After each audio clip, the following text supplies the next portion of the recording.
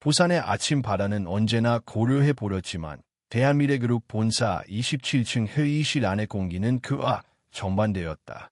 유리벽 너머로 햇빛이 쏟아져 들어왔지만 긴 해의 테이블을 둘러싼 이사들의 얼굴에는 그 어떤 따뜻함도 없었다. 숫자와 보고서, 그리고 보이지 않는 압박이 공간을 가득 채우고 있었다. 전민호는 테이블 맨 끝에 앉아 있었다.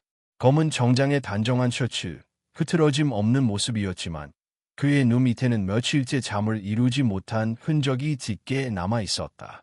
그는 이곳에 앉아 있으면서도 이미 이 회의가 어떤 방향으로 흘러갈지 알고 있었다. 전무님, 아니, 이제는 대표님이라고 불러야겠군요. 이사의 의장이 천천히 입을 열었다. 그의 목소리는 차분했지만 그 안에는 분명한 경고가 담겨 있었다. 최근 주가 하락 원인에 대해 더 이상 설명이 필요합니까? 스크린에는 대한미래그룹의 주가 그래프가 떠 있었다. 일주일 만에 8%. 업계에서는 이미 소문이 돌고 있었다. 전부 유능하지만 지나치게 폐쇄적인 CEO, 사생활이 베일에 쌓인 남자, 심지어 정상적인 관계조차 유지하지 못한다는 악의적인 추측까지. 민호는 아무 말도 하지 않았다. 그는 이 사회가 원하는 답이 무엇인지 너무 잘 알고 있었기 때문이다. 부산 우트 파티가 이번 주 금요일입니다. 의장은 손가락으로 테이블을 가볍게 두드렸다. 해외 투자자들, 언론, 주요 주주들이 모두 참석합니다. 그 자리에서 대표님이 혼자 나타난다면 상황은 더 악화될 겁니다. 민호는 고개를 들었다. 그래서 잠시 정적이 흘렀다. 여성과 동행하십시오. 의장은 단호하게 말했다. 누구든 상관없습니다. 연인이라는 설정이면 충분합니다. 단 4시간. 그게 전부입니다. 민호의 손이 미세하게 떨렸다. 그는 웃음도 분노도 아닌 애매한 숨을 내쉬었다. 제가 CEO입니까? 아니면 주가 안정을 위한 장식품입니까? 이사회 중 한 명이 낮게 한숨을 쉬었다. 대표님, 이건 개인의 문제가 아닙니다. 대한미래에는 6천 명의 직원이 있습니다. 그 말이 민호를 멈추게 했다. 그는 알고 있었다. 이 싸움은 감정으로 이길 수 없다는 것을. 제가 선택하겠습니다.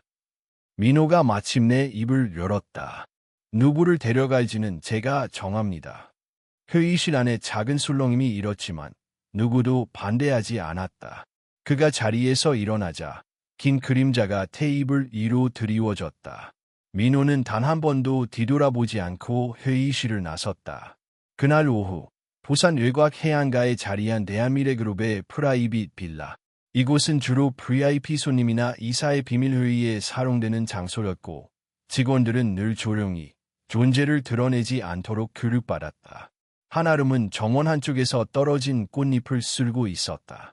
허리가 살짝 굽은 자세, 오래된 유니폼, 햇볕에 그을린 손. 그녀는 이곳에서 일한 지 2달밖에 되지 않았지만 이미 누구보다 묵묵히 자신의 몫을 해내고 있었다. 그녀의 하루는 늘 같았다. 새벽에 병원에 들러 어머니의 얼굴을 확인하고 바로 출근의 바닥을 닦고 유리를 닦고 아무도 눈길 주지 않는 일을 반복했다. 월급은 적었지만 다른 선택지는 없었다. 그때였다. 정원 입구에서 검은 구두 소리가 들렸다. 아름은 반사적으로 고개를 숙였다. 죄송합니다.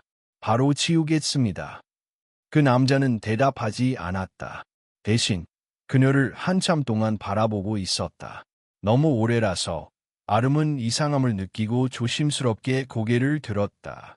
그가 전민호라는 사실을 알아차리는 데는 오래 걸리지 않았다.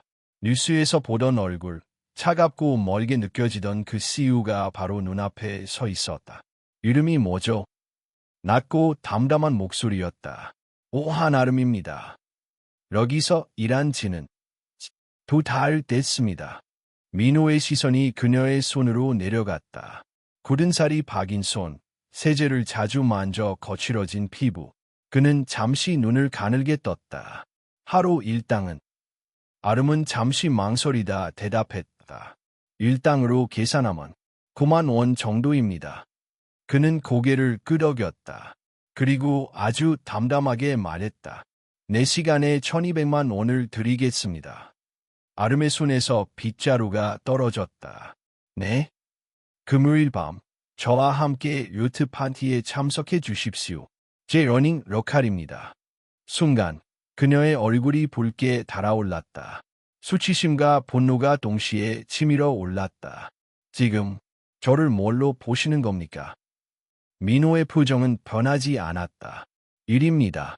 선택은 당신 몫입니다. 전 그런 사람 아닙니다. 아름의 목소리가 떨렸다.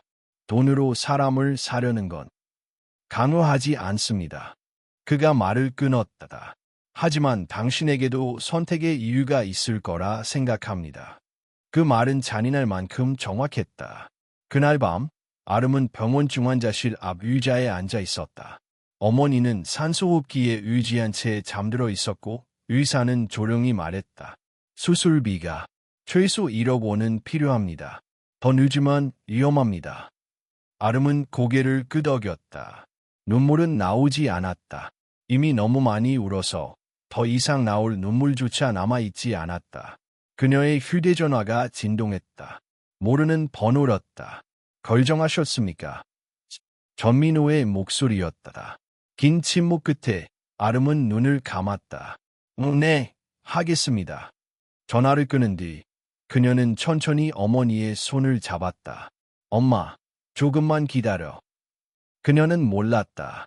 이 4시간이 자신의 인생을 그리고 한 거대 기업의 운명을 바꿔 놓을 시작이 될 거라는 것을. 오트파티는 부산 앞바다에서 가장 큰 규모로 열리는 고급 행사였다. 해운대 마린시티를 배경으로 정치인, 대기업 임원, 유명 셀럽들까지 초대된 이 파티는 매년 언론의 주목을 받았다. 그 중심에는 언제나 대한미래그룹이 있었다. 한아름은 이날을 위해 별도로 마련된 호텔 스위트룸에서 준비를 받고 있었다. 그녀의 몸을 감싸고 있는 드레스는 런한 진주빛이었다. 어깨를 살짝 드러낸 디자인의 얇은 시폰이 우아하게 흐르고 있었고 평소 일할 때 묶던 머리는 부드러운 웨이브로 풀어내렸다. 스타일리스트가 입을 다물지 못했다. 처음 봤을 땐 그냥 평범한 청소 직원인 줄 알았는데 잠재력이 정말 대단하시네요. 아름은 거울 속 자신을 바라보았다. 낯설었다. 너무 낯설어서 한참을 쳐다보았지만 실감이 나지 않았다. 속눈썹이 길어보렸고 입술은 살짝 복숭아빛으로 물들어 있었다. 가슴 한가운데가 서늘했다. 문이 열리고 전민호가 들어왔다. 그는 늘 그렇듯 단정한 수트를 입고 있었다. 하지만 아름은 그의 눈동자가 아주 미세하게 흔들리는 것을 놓치지 않았다. 괜찮습니까? 그가 조용히 물었다. 아름은 고개를 끄덕였다. 준비됐습니다. 민호는 그녀를 데리고 아래로 내려갔다. 오트는 이미 출항 준비를 마치고 있었고 바다 위에 고이 떠 있었다. 화려한 조명이 반짝이며 밤하늘을 배경으로 빛나고 있었다. 파티장에 입장하는 순간 모든 시선이 둘에게 쏠렸다. 샴페인을 들고 있던 손이 멈추고 웃던 입술이 굳어졌다. 아름은 위축되지 않으려 애썼다. 스타일리스트가 수십 번이나 강조했던 미소를 입가에 얹고 등은 곧게 폈다. 그녀는 한 발 한 발 천천히 그러나 흔들림 없이 걸어갔다. 누구지? 처음 보는 얼굴이야. 모델인가? 아니면 신인이야? 속삭임이 사방에서 들려왔다. 하지만 아무도 그녀의 정체를 정확히 알지 못했다. 민호는 한 손으로 그녀의 등을 살짝 감쌌다. 지시된 제스처였다. 아름은 그 손길이 너무나 차가워 깜짝 놀랐지만 표정을 바꾸지 않았다. 괜찮아요. 지금부터는 연기니까요. 민호가 작은 목소리로 말했다. 그 순간 파티장 구석에서 익숙한 얼굴이 보였다. 백종길, 동해호텔 회장. 이전 요트 파티에서도 가장 많은 영향력을 가진 인물 중 하나였다. 그는 몇 명의 중년 남성과 함께 와인을 마시며 농담을 나누고 있었다. 요즘 직원들 말이야. 싹 다 교체해야 해. 청소부나 하녀나 뭐가 다르지. 맞아. 그 시간에 로봇 하나 들이는 게 더 이익이지. 그 말은 선명하게 아름의 귀에 꽂혔다. 그녀는 그 자리를 모면하고 싶었지만 몸이 움직이지 않았다. 그들은 웃으며 잔을 부딪혔고 주변 사람들도 함께 고개를 끄덕이며 웃었다. 그 순간 한아름은 걸음을 옮겼다. 저기요. 그녀는 조용하지만 또렷한 목소리로 말했다. 백종길이 고개를 돌렸다. 그녀를 위아래로 훑으며 비웃듯이 웃었다. 오, 우리 대표님의 여자친구님 아닌가? 아름은 잠시 눈을 감았다가 떴다. 제가 방금 들은 말, 정말 그렇게 생각하시나요? 분위기가 얼어붙었다. 청소하는 사람도, 접시 닦는 사람도 다 무가치하다고 생각하세요. 그분들이 만든 깨끗한 방, 정돈된 식기, 고요한 밤이 없었다면 여기 계신 손님들이 지금처럼 편하게 웃을 수 있었을까요? 백종길의 얼굴이 굳어졌다. 당신, 어디서 그런 교육을 받았지? 제가 배우지 않은 건 많지만 사람을 존중하는 법은 압니다. 아름은 흔들림 없는 눈으로 말했다. 대한민국의 서비스 산업이 존재하는 이유는 그런 분들이 하루하루 묵묵히 일해주기 때문이에요. 그 가치를 무시하는 사람이 호텔을 운영한다는 게 저는 더 걱정스럽습니다. 정적이 길게 이어졌다. 몇몇 사람이 눈을 피했고 누군가는 그녀를 향해 미묘한 미소를 지었다. 바로 그때 조용한 박수가 들렸다. 그 말, 참 마음에 드는구나. 모든 시선이 그쪽으로 향했다. 그곳에 서 있는 사람은 진우재, 대한관광연합회 회장이자 국내 리조트 업계의 대부였다. 학생, 혹시 관광학 전공했나? 그가 물었다. 아름은 조금 당황하며 대답했다. 네, 서울문화대학 관광경영과 2학년 중퇴입니다. 그만뒀나? 가족 사정이 있어서. 진우재는 고개를 천천히 끄덕였다. 그런 눈과 그런 말투를 가진 사람은 드물지. 혹시 내 제주 리조트에서 일할 생각이 있나? 관리직 자리 하나 비어 있거든. 순간 파티장이 술렁였다. 초청객 중 일부는 입을 다물지 못했고 기자들은 벌써 촬영을 시작했다. 전민호는 옆에서 그 장면을 지켜보고 있었다. 표정은 무표정했지만 눈빛은 차가워져 있었다. 그는 잔을 내려놓고 아름의 손목을 살며시 잡았다. 말씀은 감사하지만 이 사람은 우리 그룹의 프로젝트에 관여 중입니다. 민호는 공손하지만 분명하게 말했다. 그는 그녀를 파티장 중심에서 멀찍이 끌어냈다. 요트 갑판의 구석, 바람이 센 곳이었다. 왜 그런 짓을 했습니까? 그가 낮고 단단한 목소리로 물었다. 그건 진심이었어요. 진심이요. 당신은 지금 내 계획을 망쳤어요. 난 오늘 조용히 넘어가려고 했는데 이제 모든 뉴스 헤드라인이 당신으로 도배되겠죠. 전 당신이 절 연기로 데려온 줄 알았어요. 그냥 미소 지으라는 지시만 따르면 되는 줄 알았죠. 하지만 제 직업이 조롱당하는 걸 보고도 가만히 있는 건 그건 더 이상 연기가 아니에요. 민호는 그녀를 바라봤다. 처음 보는 눈빛이었다. 당신은 단순한 청소부가 아니군요. 그리고 당신은 단순한 CEO도 아니네요. 아름이 말했다. 사람을 보고 판단하는 눈이 조금은 있는 것 같으니까요. 바람이 불었다. 갑판 이 두 사람 사이 침묵이 흘렀다. 하지만 그날 이후 아름의 이름은 인터넷 실시간 검색어에 올랐고 뉴스는 미스터리한 여성 동반자라는 제목으로 그녀를 조명하기 시작했다. 그리고 그 바람은 곧 회오리가 되어 그녀의 인생을 완전히 휘감기 시작할 것이다. 오트파티 이후 한아름의 삶은 이전과는 전혀 다른 방향으로 흘러가기 시작했다. 그녀는 원래 자리였던 청소 담당에서 벗어나 갑작스럽게 대한미래그룹 본사의 고객경험관리부 인턴으로 배정되었다. 변경된 인사 발령 통지서를 받아든 순간 아름은 망설였다. 단지 하룻밤, 그것도 연기였을 뿐인데. 하지만 그녀는 곧 알게 되었다. 그 짧은 밤이 얼마나 많은 파장을 남겼는지를. 첫 출근 날 본사 건물의 유리벽에 비친 자신의 모습은 여전히 어색했다. 단정하게 묶은 머리, 말끔한 정장, 그리고 목에 걸린 사원증. 엘리베이터 안에서 마주친 직원들은 그녀를 힐끔거리며 속삭였다. 저 사람 아니야. 요트 파티에 민호 대표랑 같이 있었던 신입 사원이라던데 백도 어마어마하겠지. 그녀는 들은 척도 하지 않았다. 발걸음을 똑바로 내디뎠다. 부서장은 간단한 인사만을 건넸고 그녀를 별다른 안내 없이 곧장 고객 불만 처리 전담팀으로 보냈다. 그곳은 회사 내에서도 악명이 높은 부서였다. 하루에도 수십 통의 항해 전화, 불만 메일, 갑작스러운 방문 민원까지 감당해야 하는 스트레스의 중심이었다. 한아름 씨. 책상에 앉은 중년 여성이 냉정한 표정으로 그녀를 불렀다. 첫 주니까 말은 안 하겠지만 여기서 버티는 사람 거의 없어요. 정신 단단히 차리세요. 아름은 조용히 고개를 끄덕였다. 그녀는 알고 있었다. 이 자리는 누군가가 배려해서 준 선물이 아니었다. 오히려 반대였다. 누군가는 그녀가 스스로 무너지는 걸 보고 싶어 했다. 며칠 후 첫 번째 큰 사건이 터졌다. VIP 고객이자 유명한 SNS 셀럽 런서주가 그룹 산하 호텔에서 불편을 겪고 해당 사실을 실시간으로 생방송하며 분노를 표출한 것이었다. 방에 들어가자마자 냄새가 났어요. 향이 아니라 눅눅하고 오래된 곰팡이 냄새. 이게 5성급 호텔입니까?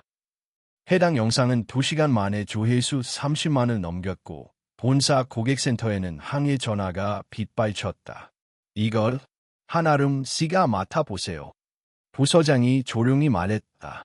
저 VIP 응대는 중요하죠. 실수하면 끝입니다. 해낼 수 있겠어요? 아름은 눈을 피하지 않았다. 네, 해보겠습니다. 그녀는 바로 런서주가 머물고 있는 호텔로 향했다. 도착하자 로비는 이미 기자들과 팬들로 북적거리고 있었고 호텔 직원들은 초조한 얼굴로 서로 눈치를 보고 있었다. 원서주는 스위트룸에서 짙은 선글라스를 낀 채 팔짱을 낀 모습이었다. 그녀의 옆에는 반려견 몽실이가 앉아 있었고 방 안에는 그녀의 방송 장비가 여전히 세팅되어 있었다. 당신은 누구죠? 원서주가 시크하게 물었다. 고객경험관리부 소속 한아름입니다. 이번 불편사항에 대해 직접 사과드리고자 왔습니다. 사과요? 그건 이미 많이 받았는데요. 형식적인 말 말고 진짜 해결책을 가져오셨나요? 아름은 잠시 숨을 고르고 가방에서 작고 고급스러운 수건을 꺼내 조심스럽게 그녀 쪽으로 내밀었다. 이건 천연 라벤더 오일을 묻힌 냉타월입니다. 머리가 아프셨다고 들어서요. 원서주는 조금 놀란 듯 했지만 수건을 받아 이마에 댔다. 그리고 이건 냉온 조절이 자동으로 되는 이동식 방향기입니다. 고객님께서 향에 민감하다고 하셔서 별도로 준비했습니다. 객실은 오늘 새벽에 다시 세팅했고 반려견 몽실이 전용 침구와 간식도 준비해 두었습니다. 고객님이 경험하신 불편은 명백한 관리 책임입니다. 다시는 이런 일이 발생하지 않도록 내부 시스템도 재점검 중입니다. 그리고 원하신다면 직접 향후 객실향 조정회의에 의견을 반영해 주시면 감사하겠습니다. 원서주는 아름을 한참 바라보았다. 그리고 천천히 선글라스를 벗었다. 당신, 예전에 요트 파티에 나왔던 그 여자죠.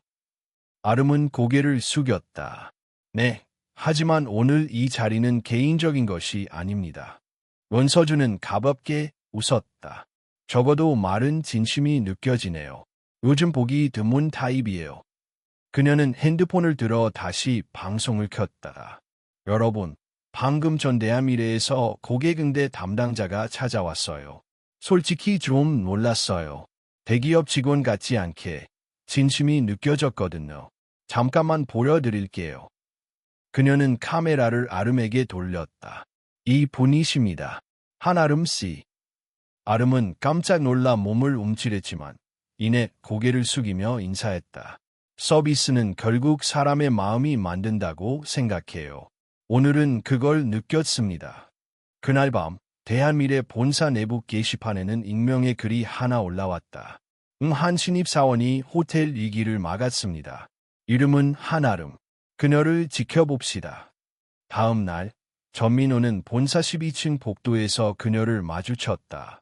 그는 손을 주머니에 넣고 말없이 그녀를 바라보다가 조용히 물었다. 그걸 어떻게 처리했죠? 진심으로 대했어요. 아름이 대답했다. 그리고 고객이 느끼는 불편은 매뉴얼보다 마음으로 읽어야 한다고 생각합니다. 민호는 아무 말 없이 고개를 끄덕였다. 하지만 돌아서기 전 그는 뜻밖의 말을 남겼다. 그날 요트에서 당신이 한 말 아직도 기억납니다. 그 말은 짧았지만 아름의 가슴 한켠에 잔잔한 파문을 일으켰다. 그녀는 느낄 수 있었다. 아직 얼음 같던 이 남자의 마음 한구석에 작은 균열이 생기기 시작했음을. 그러나 그 균열은 곧 거대한 균열로 이어질 첫 조짐에 불과했다. 왜냐하면 이 회사 내부엔 아직 드러나지 않은 더 깊은 어둠이 도사리고 있었기 때문이다. 고객 불만 사건 이후 한아름은 사내에서 조용히 주목받기 시작했다. 누구도 대놓고 그녀를 칭찬하진 않았지만 눈빛이 달라졌다. 복도를 지나칠 때 들리는 속삭임, 엘리베이터에서 마주치는 짧은 인사, 모두가 조금씩 그녀를 의식하고 있었다. 하지만 그녀는 거기에 휘둘리지 않았다. 하루하루 주어진 일을 해나가며 조용히 기록을 정리하고 현장을 돌며 직원들의 불편함을 청취했다. 그녀의 노트에는 작은 문제들이 빼곡히 적혀 있었다. 화장실 환풍기 소음, 로비 조명 눈부심, 야간 근무자 식사 질저하 등 사소하지만 무시되기 쉬운 것들이었다. 그러던 어느 날 고객경험관리부 전체 회의에서 예고 없는 발표가 있었다. 다음 분기 서비스 부문 대대적인 인력 구조 조정이 예정되어 있습니다. 팀장이 조심스럽게 말하자 회의실 안이 술렁였다. 200명 이상의 계약직, 특히 현장 인력 중심으로 감축될 예정입니다. 본사 방침입니다. 아름의 손이 멈췄다. 그녀는 즉시 질문했다. 대체 이유가 뭔가요? 재무팀에서 효율화를 요청했고 특히 제주 리조트 운영비가 가라하다는 지적이 있었습니다. 회의가 끝난 후 아름은 곧장 제주 리조트 현장으로 내려갔다. 그녀가 처음 요트 파티에서 만났던 진우재 회장이 운영하는 리조트였다. 현장은 조용했다. 일하는 직원들의 얼굴엔 불안이 가득했다. 이미 일부 계약직은 통보를 받았고 남은 이들도 언제 잘릴지 몰라 노심초사하고 있었다. 그런데 저기요. 아름 씨 맞죠? 중년의 청소 여직원이 그녀를 알아보며 다가왔다. 그날 뉴스에서 봤어요. 우리도 자랑스럽게 얘기했어요. 우리 직원도 이런 사람 있다고. 아름은 아무 말도 하지 못했다. 오히려 더 미안한 마음이 들었다. 자신이 잠깐 유명해지는 동안 이들은 조용히 고개 숙이며 일하고 있었다. 그날 밤 숙소에서 아름은 노트를 펼쳤다. 그리고 제목을 적었다. 프로젝트 제안서, 바람의 언덕 프로그램. 내용은 이랬다. 제주 리조트 인근 마을 주민, 그리고 구조조정 대상인 직원들을 교육해 문화체험 가이드로 재배치하는 것이다. 해녀체험, 돌담 쌓기, 전통 음식 만들기, 제주 방언 배우기 등 외국인과 내국인 관광객 모두를 위한 경험 중심 투어. 단순히 일자리를 유지시키는 것이 아니라 새로운 가치를 창출하는 방식이었다. 그녀는 이 제안서를 들고 본사로 올라왔다. 임원회의에서 전민호 앞에 서게 된 건 그로부터 며칠 후였다. 이걸 당신이 만들었습니까? 민호가 조용히 물었다. 네, 프로젝트 이름은 바람의 언덕기입니다. 제주 현지 자원과 인력을 활용해서 구조조정 없이도 수익을 만들 수 있습니다. 재무담당 임원이 끼어들었다. 이건 이상론에 불과합니다. 마케팅, 운영, 고객 유입까지 복잡한 문제를 단지 감성으로 해결할 수는 없습니다. 아름은 침착하게 말했다. 감성이 아닙니다. 데이터입니다. 제주 체험형 관광 수요는 최근 3년간 27% 증가했고 일본과 대만 관광객 대상 만족도 조사에서 로컬 체험에 대한 만족도는 4.8점입니다. 기존의 일반향적 관광 서비스보다 훨씬 경쟁력 있습니다. 민호는 아무 말 없이 그녀를 바라보았다. 실패하면 그가 물었다. 제가 책임지고 퇴사하겠습니다. 아름은 망설임 없이 대답했다. 정적이 흘렀다. 먼멋 이모는 기득이며 그녀를 무시하는 표정을 지었다. 그러나 민호는 조용히 손을 들어 회의 종료를 선언했다. 그로부터 3일 뒤 그녀는 프로젝트 승인 메일을 받았다. 단, 조건이 붙어 있었다. 30일 내 성과 수치 제출. 목표는 전년 동기 대비 수익 플러스 20%. 아름은 즉시 팀을 꾸렸다. 현장 직원 몇 명과 자원봉사 마을 주민, 그리고 제주대학교 관광학과 학생 몇 명. 자금은 제한적이었고 광고도 할 수 없었다. SNS와 입소문, 지역 커뮤니티를 활용해야 했다. 처음엔 쉽지 않았다. 관광객의 반응은 엇갈렸고 참여자 중 일부는 중도 포기했다. 하지만 점차 참여자들의 진심이 전해지기 시작했다. 어린이가 해녀 복장을 입고 직접 전복을 만지며 웃었고 외국인 여행객이 제주의 토속 언어를 배우며 감동을 받았다. 매일 저녁 손글씨로 감사 편지를 남기고 가는 손님도 생겼다. 3주차 리조트 매출은 전년 대비 18% 상승했다. 그리고 마지막 주 지방 방송국에서 이 프로그램을 취재하러 왔다. 방송 이후 예약은 폭증했고 SNS에선 바람의 언덕 체험이 지역 인기 키워드로 떠올랐다. 30일째 되는 날, 아름은 보고서를 들고 본사로 향했다. 손에는 성과표와 고객 만족도 조사, 그리고 참가자들의 손편지가 담긴 봉투가 함께 있었다. 회의실에 들어선 그녀는 숨을 고르고 말했다. 수익은 23% 증가했고 참가자 재방문 의사는 91%입니다. 구조조정 대상자 76명 중 61명이 새 역할로 전환되었습니다. 전민호는 그 서류를 조용히 넘겨보았다. 이건 그가 작게 말했다. 그룹 창립 이래 처음 있는 방식입니다. 사람을 자르는 것보다 살리는 게 더 어렵지만 더 값지다고 생각합니다.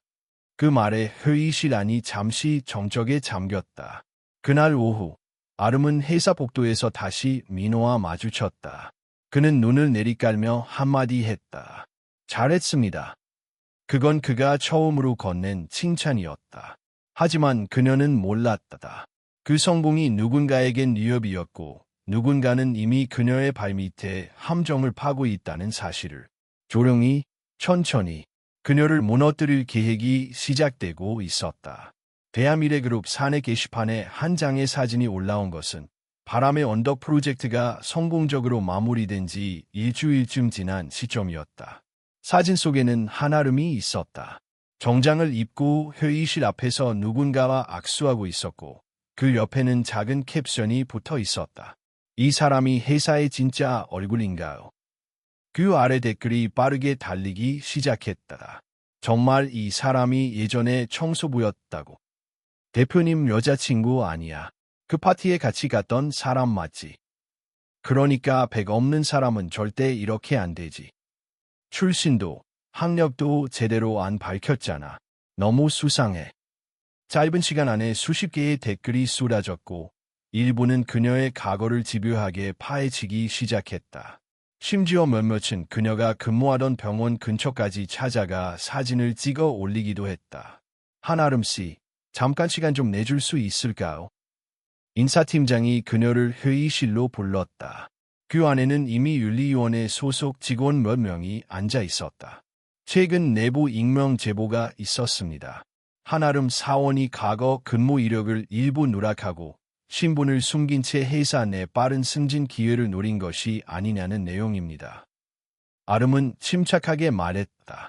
청소 업무는 외주 계약이었기 때문에 정식 사원 이력에 포함되지 않았습니다. 제가 숨긴 적도 왜곡한 적도 없습니다. 하지만 최근 언론 보도와 소셜미디어에서 과도하게 미화되고 있다는 의견도 있습니다. 혹시 따로 외부 언론과 접촉하신 적 있습니까? 없습니다. 짧은 문답 후 그녀는 회의실을 나왔다. 복도로 나서자 몇몇 직원들이 흘깃거렸다. 눈빛에는 호기심과 경계, 그리고 약간의 조소가 섞여 있었다. 그날 저녁, 그녀는 어머니가 입원한 병원을 찾았다. 병실은 조용했고 어머니는 잠든 상태였다. 간병인은 조용히 그녀에게 속삭였다. 오늘 누가 병실 앞에서 사진을 찍더라고. 기자인지 뭔지 모르겠지만 얼굴 가렸지만 이상했어요. 아름은 무언가 싸늘한 감각을 느꼈다. 무대 위로 떠오른 순간 누군가는 그녀를 끌어내리기 위해 움직이고 있었다. 며칠 후 회사 내부 커뮤니티에 또 다른 폭로가 올라왔다. 한아름, 그녀는 과연 누구인가? 글에는 그녀가 과거에 대학을 중퇴하고 가족 중 누군가가 채무를 남긴 채 도망쳤다는 내용이 있었다. 심지어 사진 몇 장이 첨부되어 있었다. 작은 원룸 앞에서 고개를 숙인 아름, 오래된 교복을 입고 청소를 하는 모습, 그리고 병원 대기실에서 간호사에게 무언가를 설명하던 장면. 아름은 그 게시물을 보며 차갑게 웃었다. 누군가 정말 오랜 시간 그녀의 과거를 추적해왔다는 사실이 느껴졌다. 그날 밤, 익명의 번호로 문자가 도착했다.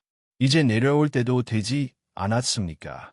당신 같은 사람이 있는 자리가 아닙니다. 그녀는 잠시 망설이다가 메시지를 지운 뒤 그대로 침대에 누웠다. 하지만 쉽게 잠들 수 없었다. 머릿속에서 계속 떠오르는 것은 직원들의 얼굴, 바람의 언덕 프로젝트에 참여했던 사람들의 웃음, 그리고 마지막에 민호가 했던 짧은 말이었다. 잘했습니다. 그 말이 헛되지 않으려면 여기서 멈출 수 없었다. 다음 날 그녀는 직접 홍보팀을 찾아갔다. 공식 입장을 내고 싶습니다. 홍보팀장은 놀란 듯한 얼굴로 그녀를 쳐다봤다. 지금 상황에서는 조용히 지나가는 게 낫습니다. 무등이 최선이에요.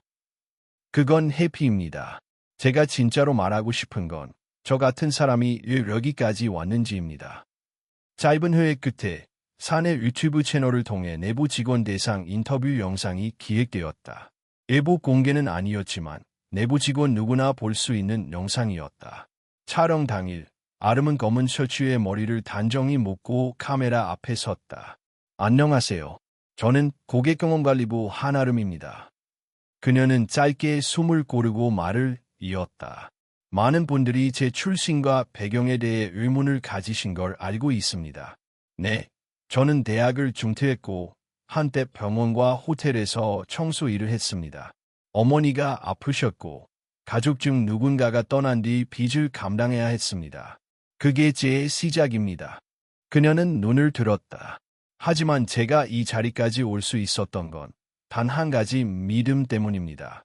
좋은 서비스는 지위가 아니라 마음에서 나온다는 믿음이요. 저는 그것을 지키기 위해 일해왔고 앞으로도 그럴 것입니다. 영상은 게시된 지 1시간 만에 500회 이상 조회되었고 댓글에는 예상과 다른 반응이 이어졌다. 솔직한 용기의 박수를 보냅니다. 이제야 진짜 대한미래 직원이 나타난 것 같아요. 출신보다 태도가 중요하죠. 저도 그런 사람이 되고 싶습니다. 그 영상은 전민우의 책상 위에도 놓였다. 그는 말없이 영상을 끝까지 본 뒤 영상 속 아름이 했던 마지막 말을 떠올렸다. 사람을 움직이는 건 감동입니다. 그리고 감동은 진실에서 시작된다고 믿습니다. 민호는 고개를 들었다. 무언가 결심한 듯한 표정이었다. 그날 오후 그는 비서에게 지시했다. 윤리위원회 조사 중단 요청서를 준비하세요. 그리고 익명 게시글 유포 IP 추적 요청도 함께. 그러나 그가 모르는 것이 있었다. 이 모든 소란의 배후에는 그의 가장 가까운 사람이 있었다는 것. 조용히 그리고 아주 치밀하게 움직이고 있는 또 다른 그림자. 그 그림자는 곧 민호 자신을 향해 날카롭게 칼날을 들이밀 준비를 하고 있었다. 바람의 언덕 프로젝트가 성공적으로 마무리된 후 대한미래그룹 내부에는 또 다른 긴장이 감돌기 시작했다. 이번에는 단순한 외부 공격이 아니었다. 깊숙이 자리한 내부 인사의 음모가 서서히 모습을 드러냈다. 전민호는 그날 밤늦게까지 사무실에 남아 있었다. 창밖으로 부산항의 야경이 반짝였지만 그의 마음은 어둡게만 느껴졌다. 며칠 전 익명 게시물과 SNS 폭로 사건 이후 아름은 회사를 지켜냈지만 민호는 알 수 없는 불안감을 느꼈다. 그것은 단순한 경쟁자가 아닌 가까운 사람의 배신 가능성에서 비롯되었다.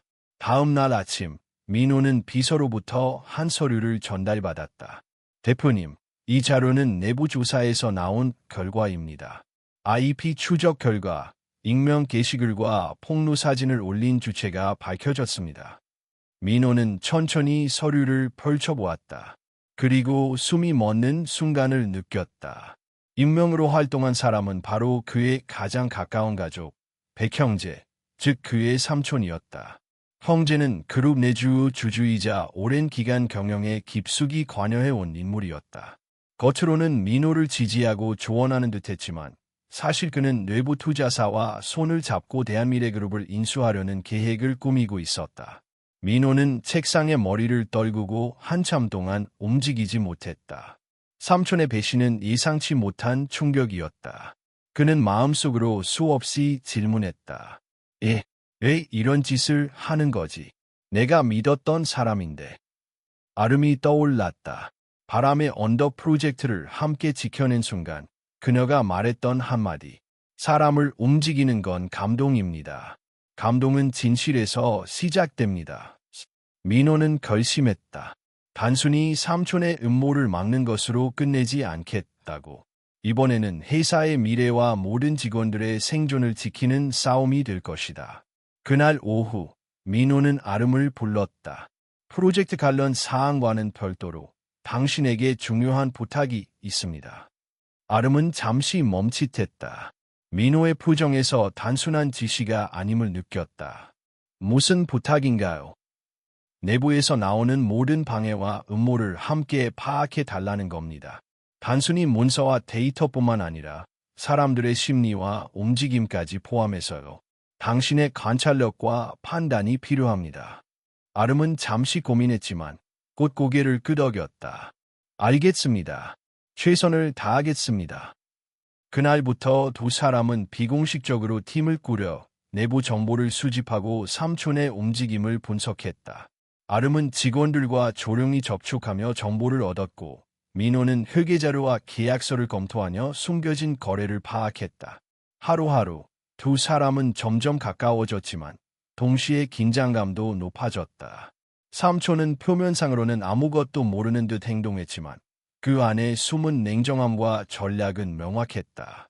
어느 날 아름이 자료를 검토하다가 발견한 것이 있었다. 삼촌이 외부 투자사와 이미 비밀 계약을 체결했고 일정 금액 이상을 지불하면 주식을 대거 취득할 수 있다는 내용이었다. 아름은 민호에게 보고했다. 대표님, 삼촌이 이미 일정 단계까지 진행했습니다. 시간이 촉박합니다. 지금 움직이지 않으면 직원들과 프로젝트 전체가 위험에 처할 수 있습니다. 민호는 잠시 눈을 감았다가 떴다. 알겠습니다. 이번에는 단순히 방어가 아닌 공격적으로 나서야 합니다. 그들은 곧바로 전략 회의를 열었다. 목적은 명확했다. 삼촌이 계획한 인수와 구조조정 시도를 막고 내부의 혼란을 최소화하며 바람의 언덕 프로젝트와 직원들의 안정성을 지키는 것이다. 회의 중 민호는 아름에게 말했다. 당신은 단순한 인턴이 아닙니다. 오늘 이후 당신이 하는 모든 판단과 행동이 회사의 운명을 좌우할 수 있습니다. 나를 믿고 움직여 주시길 바랍니다. 아름은 잠시 숨을 고르며 답했다. 대표님, 저는 회사도, 직원들도, 프로젝트도 포기하지 않습니다. 끝까지 함께하겠습니다. 그 순간 사무실 창밖으로 부산항의 바다빛이 반짝였다. 두 사람은 서로를 바라보았다. 눈빛 속에는 결의와 긴장이 교차했다. 하지만 민호가 아직 모르는 사실이 있었다.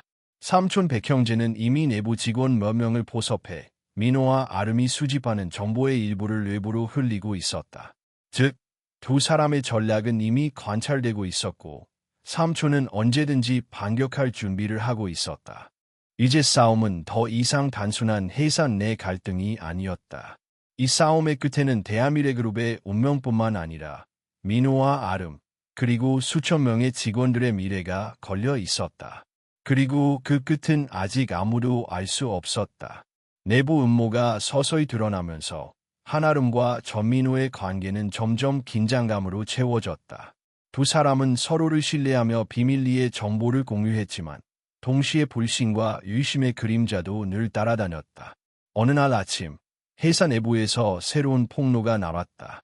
이번에는 단순한 과거 사진이나 게시물이 아니었다. 사내 메신저를 통해 한아름과 민호가 바람의 언덕 프로젝트를 통해 부당한 영향력을 행사하고 있다는 익명 메시지가 전 직원에게 발송된 것이었다. 메시지 내용은 치밀하게 꾸며졌고 일부 문장은 사실과 혼동되게 작성되어 있었다. 아름은 메시지를 보며 차분히 눈을 감았다. 이미 예상했던 일이었다. 내부의 누군가는 그녀의 성공을 두려워하며 그녀를 무너뜨리기 위해 치밀하게 움직이고 있었다. 민호가 곧장 그녀에게 전화를 걸었다.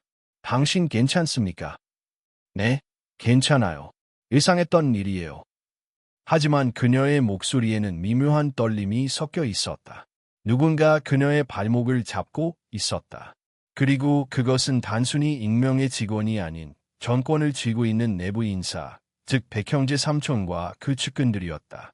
민호는 즉시 내부 회의를 소집했다. 그는 자신의 판단을 믿고 행동할 수밖에 없었다. 우리는 공격받고 있습니다.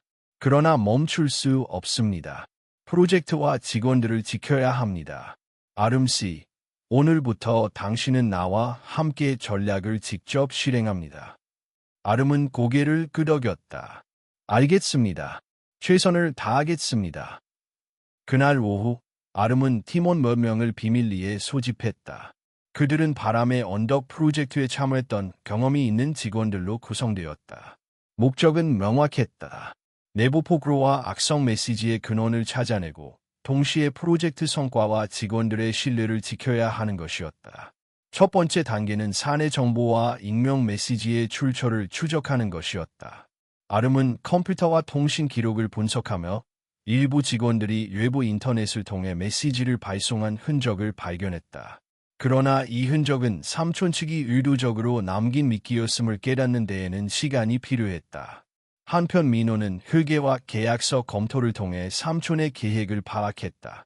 삼촌은 이미 외부 투자사와 비밀 계약을 체결했으며 일정 금액 이상을 지급하면 대량의 주식을 인수할 수 있는 구조였다. 민호는 이 정보를 바탕으로 대응 전략을 마련했다. 그날 저녁, 아름은 사무실에 홀로 남아 있었다. 그녀는 팀원들에게 메시지를 보냈다. 오늘 밤은 각자의 자리에서 로그 기록을 다시 확인해 주세요. 작은 흔적이라도 포착하면 즉시 보고 바랍니다. 아름은 화면 속 데이터를 한 줄 한 줄 확인하며 삼촌의 계획을 역추적하려 했다. 모든 것이 조심스럽게 진행되어야 했다. 작은 실수 하나로 프로젝트와 직원들의 안정성, 그리고 자신과 민호의 안전까지 위협받을 수 있었다. 그날 밤, 그녀는 병원에 입원한 어머니의 상태를 확인하기 위해 잠시 병원으로 향했다. 어머니는 여전히 산소호흡기에 의지한 채 조용히 잠들어 있었다. 아름은 손을 잡고 속으로 다짐했다. 나는 절대 포기하지 않는다. 이 프로젝트와 사람들을 지켜낼 것이다. 다음 날 아침, 사내에는 또 다른 사건이 벌어졌다. 일부 직원들이 익명으로 삼촌 측과 접촉하고 있다는 정보가 입수된 것이다. 이로 인해 일부 팀원들은 불안감에 휩싸였고 심지어 일부는 프로젝트 참여를 망설이기 시작했다. 아름은 즉시 팀 회의를 열었다. 우리는 지금 싸움 중입니다. 하지만 포기하지 않을 겁니다. 서로 믿고 협력해야 합니다. 우리가 지켜야 할 것은 단순히 프로젝트가 아닙니다. 우리 직원들의 미래와 회사의 존립입니다. 팀원들은 잠시 침묵했다. 하지만 아름의 진지한 눈빛과 단호한 목소리에 점차 결심이 생기기 시작했다. 그들은 다시금 의지를 다지고 각자의 역할에 최선을 다할 것을 다짐했다. 한편 민호는 삼촌과의 비공식 회동을 계획했다. 그는 직접적으로 충돌하지 않고 정보를 수집하며 삼촌의 움직임을 제한하고자 했다. 동시에 아름에게 메시지를 보냈다. 오늘 밤 모든 상황을 조심하세요. 삼촌 측도 움직이고 있습니다. 예상치 못한 상황이 발생할 수 있습니다. 아름은 짧게 대답했다. 알겠습니다. 저도 준비되어 있습니다. 그날 밤, 부산항 근처에서 외부 컨설턴트와 내부 직원들이 몰래 만나는 장면이 포착되었다. 삼촌은 이미 자신들의 계획을 실행에 옮기고 있었고 그 그림자는 점점 커지고 있었다. 그러나 아름과 민호는 포기하지 않았다.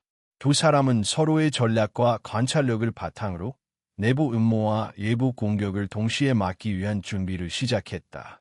이번 싸움은 단순한 회사 내 권력 다툼이 아니었다. 대한미래그룹의 미래, 바람의 언덕 프로젝트의 지속 가능성, 그리고 수천 명 직원의 삶이 걸린 싸움이었다. 마지막으로 아름은 스스로 다짐했다. 누구든 나와 프로젝트를 무너뜨리려 한다면 그 누구도 쉽게 이겨낼 수 없게 만들 것이다. 그 결심은 곧 현실이 될 수밖에 없었다. 내부의 배신자, 외부의 압박, 그리고 회사의 운명을 둘러싼 복잡한 이해관계가 모두 그녀 앞에 놓여 있었다. 이제 싸움은 시작되었고 끝이 어디일지는 아무도 알 수 없었다. 내부 음모가 점점 드러나면서 한아름과 전민호는 대응 전략을 구체화하고 있었다.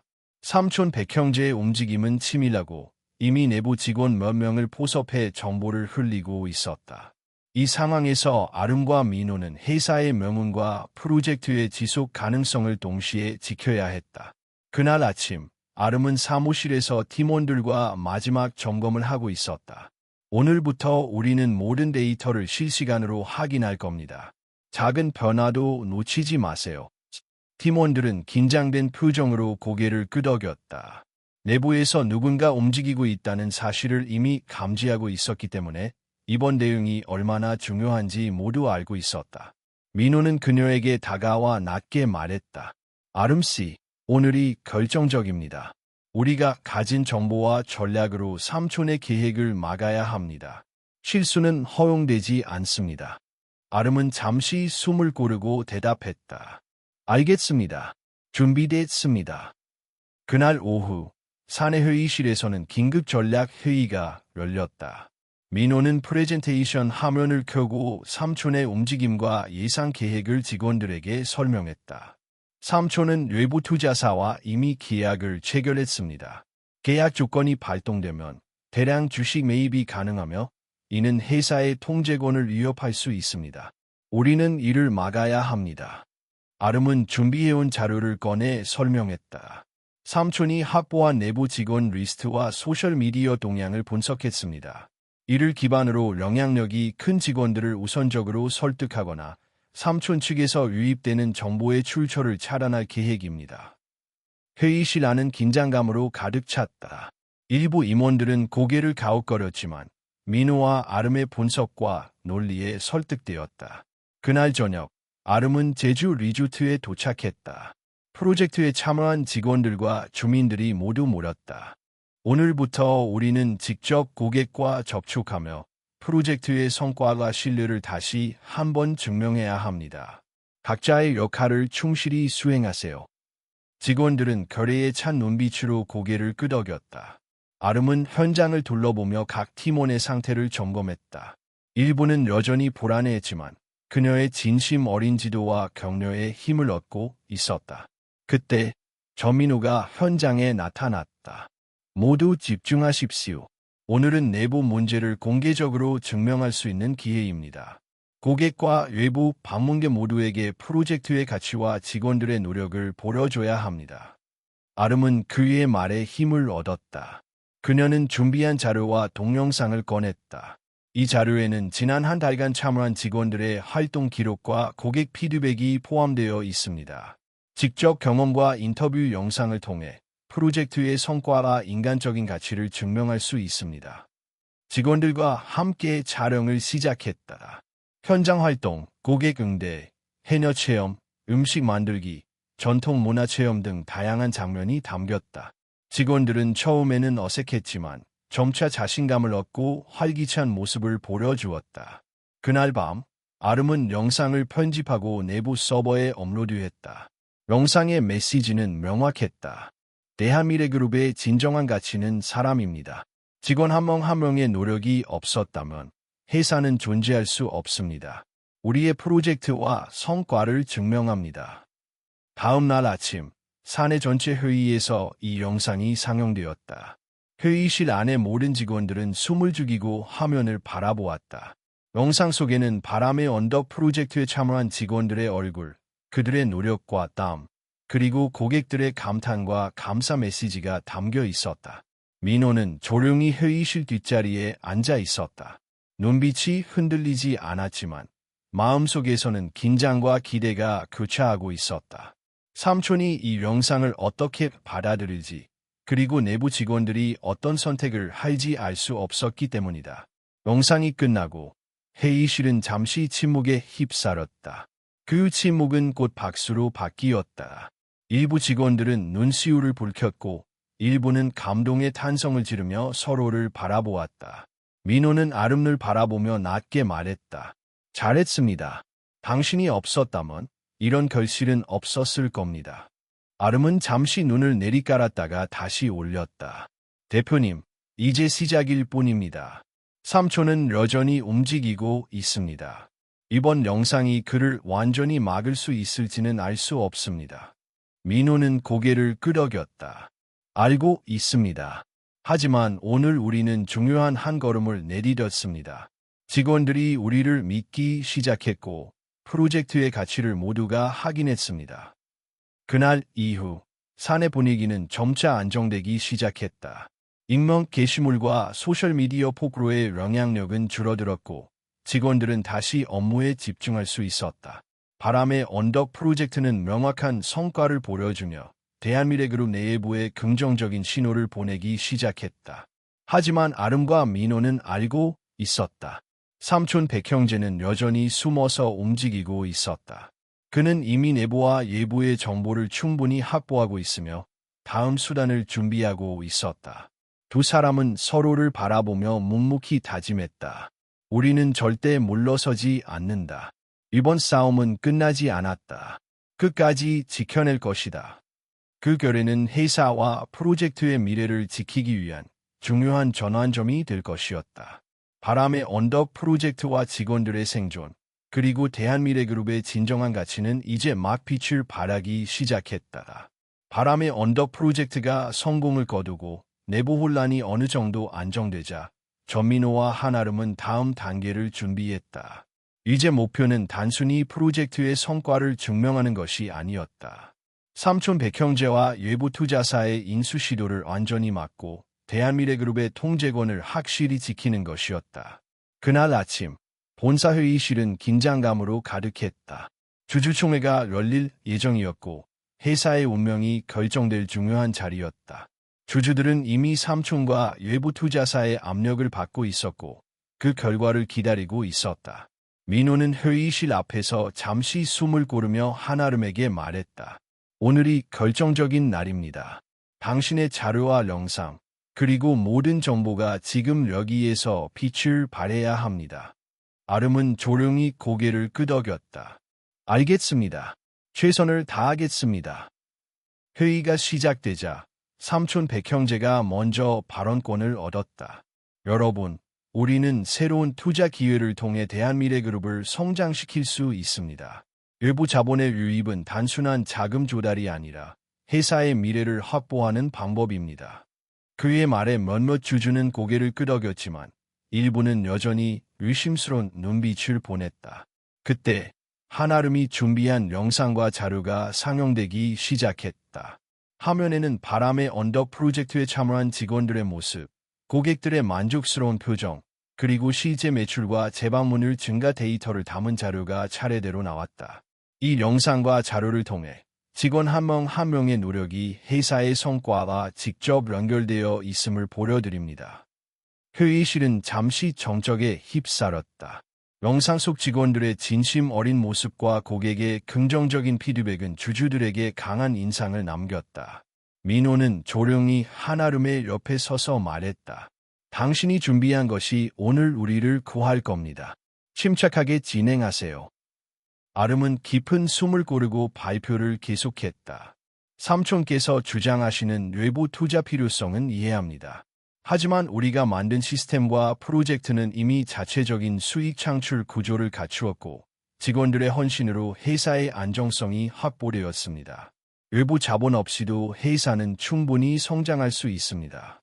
영상이 끝나자 일부 주주는 조용히 고개를 끄덕였고 다른 일부는 말을 잃은 채 생각에 잠겼다.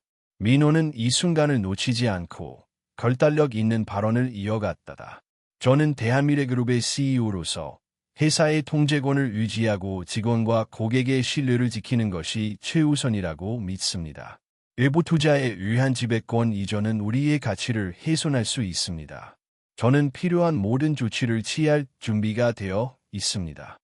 회의실 안은 긴장감 속에서 숨을 죽였다. 삼촌은 잠시 말없이 민호를 바라보다가 표정을 바꾸었다. 그의 얼굴에는 분노와 놀라움이 뒤섞여 있었다. 아름은 회의 자료를 정리하며 민호의 발언을 뒷받침할 추가 정보를 제공했다. 주요 성과 지표를 다시 한번 정리하면 지난 3개월간 프로젝트 참여 직원들의 효율성이 25% 향상되었고 고객 만족도는 전년 대비 91%에 달했습니다.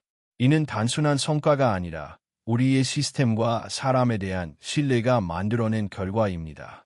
주주들은 점차 균형을 잡기 시작했다. 일부는 삼촌의 주장과 민호의 발표를 비교하며 누구를 믿어야 할지 고민했다. 회의가 진행되는 동안 예부 투자사의 대표가 온라인을 통해 실시간 질문을 던졌다. CEO님, 내부 프로젝트만으로 회사가 성장할 수 있다는 보장은 어디에 있습니까?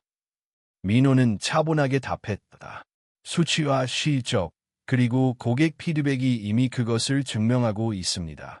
저희는 숫자와 데이터를 기반으로 한 계획을 가지고 있으며 무엇보다 중요한 것은 직원과 고객의 신뢰입니다. 그것이 저희 회사의 진정한 성장 동력입니다. 주주들의 눈빛이 바뀌기 시작했다. 회의실에는 긴장감과 함께 점차 민호와 아름에게 힘이 실리기 시작했다. 삼촌은 이를 보고 작게 한숨을 내쉬었지만 공개적으로 반박할 수 없었다. 회의가 끝날 무렵 최종 투표가 진행되었다. 주주들은 민호의 계획과 프로젝트의 성과를 기준으로 찬반을 결정했다. 화면에 표시되는 투표 결과가 점점 쌓여갔다. 결과는 압도적이었다.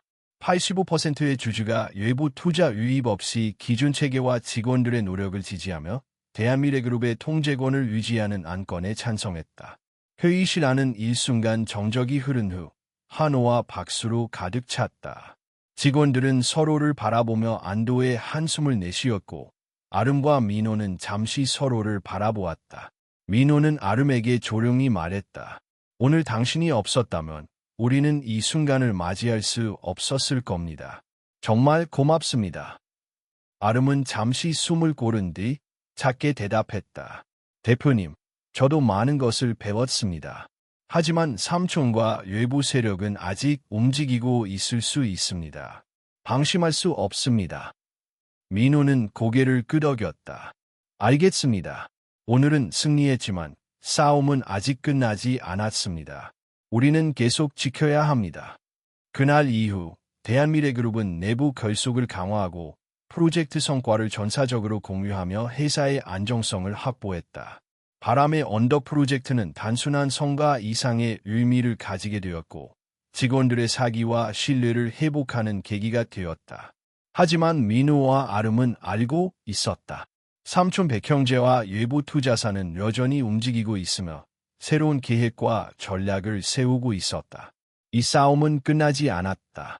그들은 단순한 승리가 아닌 지속 가능한 회사와 프로젝트의 미래를 지키기 위해 계속해서 준비해야 했다. 그리고 이제 두 사람은 서로에게 중요한 존재로 자리 잡기 시작했다. 한 사람은 결단과 전략을, 다른 한 사람은 관찰과 판단력을 더해 대한미래그룹의 미래를 지키기 위해 함께 나아갈 준비를 하고 있었다. 대한미래그룹 주주총회가 끝나고 회사 내부는 잠시 안정감을 되찾았다.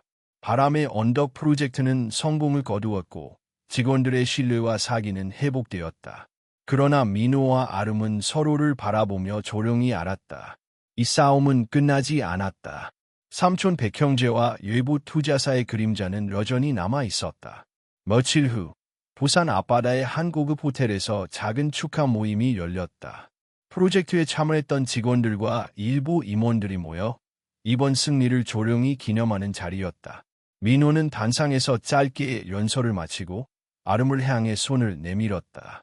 한아름 씨, 이 모든 과정에서 당신의 헌신과 용기가 없었다면 우리는 이 자리에 서 있을 수 없었습니다. 아름은 잠시 눈을 내리깔았다가 민호를 올려다보며 말했다. 대표님, 저도 배웠습니다. 회사와 사람을 지키는 책임이 무엇인지, 그리고 믿음이 얼마나 중요한지요. 그 순간 민호는 한 걸음 다가와 그녀의 손을 잡았다. 이제 개인적인 이야기를 해도 될까요? 아름은 놀란 듯했지만 고개를 끄덕였다. 민호는 잠시 숨을 고른 뒤 낮은 목소리로 말했다. 이 모든 과정을 함께하면서 나는 당신이 단순히 직원이 아니라 내 옆에 있어야 할 사람이라는 것을 깨달았습니다. 나와 함께 있어 주시겠습니까? 아름은 마음속에서 따뜻한 감정이 밀려오는 것을 느꼈다. 하지만 동시에 삼촌의 그림자와 회사 내부의 불확실성이 그녀를 압박했다. 민호 대표님, 지금은 개인적인 감정보다 회사와 프로젝트가 우선입니다. 민호는 그녀의 눈을 똑바로 바라보았다. 알고 있습니다. 하지만 오늘 하루만큼은 우리의 노력을 기념하고 서로를 믿는 날로 만들고 싶습니다. 그날 밤, 두 사람은 호텔 발코니에서 부산항의 야경을 바라보았다. 바닷바람이 불어와 긴장과 피로를 잠시 씻어주는 듯했다. 아름은 조용히 말했다. 정말 많은 일이 있었습니다. 우리가 해낸 것을 생각하면 믿기지 않습니다. 민호는 잠시 침묵하다가 그녀를 향해 한 걸음 다가섰다. 이제 시작입니다. 앞으로도 회사는, 프로젝트는, 그리고 우리 둘의 관계는 계속 시험을 받을 것입니다. 그 순간 아름의 휴대전화가 진동했다. 낯선 번호로 메시지가 도착했다. 축하드립니다. 하지만 방심하지 마세요. 아직 끝나지 않았습니다. USB를 확인하십시오. 아름은 메시지를 보고 숨을 멈췄다. 메시지 속에는 USB가 첨부되어 있었다. 호기심과 두려움이 교차하는 순간 민호가 그녀의 어깨를 살짝 잡았다. 무슨 일이죠? 아름은 잠시 망설이다가 USB를 민호에게 보여주었다. 외부 투자사, 아직 물러나지 않은 것 같습니다. 그들은 여전히 주식을 몰래 매입하고 있고 다음 계획을 세우고 있는 것 같아요. 민호는 천천히 USB를 받아들고 화면을 켰다. 화면에는 이미 내부 회계 자료와 계약서 일부, 그리고 외부 투자사와 삼촌 측이 몰래 주식을 거래한 기록이 포함되어 있었다. 민호는 얼굴을 굳혔다. 이제 우리의 다음 행동을 계획해야 합니다.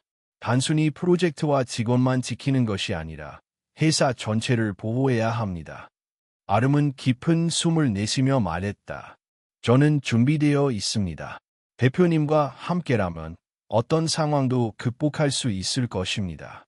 그날 이후 두 사람은 다시 전략 회의를 시작했다. 삼촌의 내부 동향과 외부 투자사의 움직임을 동시에 추적하며 필요한 증거와 데이터를 수집하고 직원들과의 신뢰를 강화하는 작업이 이어졌다. 며칠 후 회사 내부에서 중요한 발표가 있었다. 민호는 직접 회의실에 서서 주주와 임원들을 대상으로 말했다. 대한미래그룹의 진정한 가치는 숫자가 아닌 사람과 신뢰입니다. 우리가 지난 몇 주 동안 이룬 성과와 프로젝트는 단순한 결과가 아니라 우리 직원 한 사람 한 사람의 헌신과 노력으로 만들어진 것입니다. 외부 세력의 압력과 내부 음모에도 불구하고 우리는 회사를 지킬 수 있었습니다. 회의실에는 긴 침묵이 흘렀다. 주주들은 민호의 단호한 목소리와 아름이 준비한 자료, 그리고 프로젝트 영상 속 직원들의 진심 어린 모습에 감동했다. 결국 주주 투표 결과는 압도적이었다. 대한미래그룹의 통제권은 그대로 유지되었고 내부 투자사와 삼촌의 계획은 무산되었다. 내부 직원들의 사기와 신뢰도 회복되었으며 프로젝트는 성공적으로 이어질 수 있었다. 그날 밤 아름과 민호는 발코니에서 마지막으로 부산항의 야경을 바라보았다. 민호는 그녀에게 손을 내밀며 말했다. 이제 우리는 함께 회사와 프로젝트를 지킬 수 있습니다. 그리고 개인적인 감정도 솔직히 나눌 수 있겠죠. 아름은 잠시 고민하다가 손을 내밀어 그의 손을 잡았다. 네, 민호 대표님. 이제 함께 나아가겠습니다. 그 순간 바닷바람이 두 사람 사이를 스치며 긴장과 피로 속에서도 희망과 결의를 느끼게 했다. 두 사람은 서로의 눈을 바라보며 묵묵히 결심했다. 앞으로 어떤 도전이 닥치더라도 함께 극복하겠다고. 하지만 USB 속 데이터와 익명의 경고 메시지는 두 사람에게 남겨진 숙제를 상기시켰다. 아직 끝나지 않은 싸움이 있으며 앞으로도 새로운 도전과 위기가 기다리고 있었다.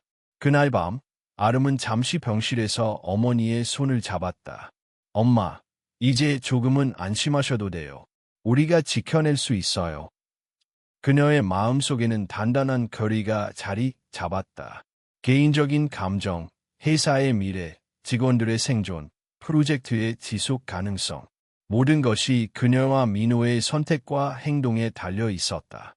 부산의 밤바다는 여전히 고요했지만 그 속에서 새로운 싸움과 희망이 시작되고 있었다. 두 사람은 서로를 믿고 회사와 사람들을 지키기 위해 앞으로 나아갈 준비를 하고 있었다. 그리고 이 결의는 대한미래그룹의 새로운 미래와 바람의 언덕 프로젝트의 지속적인 성공을 위한 첫걸음이 될 것이었다.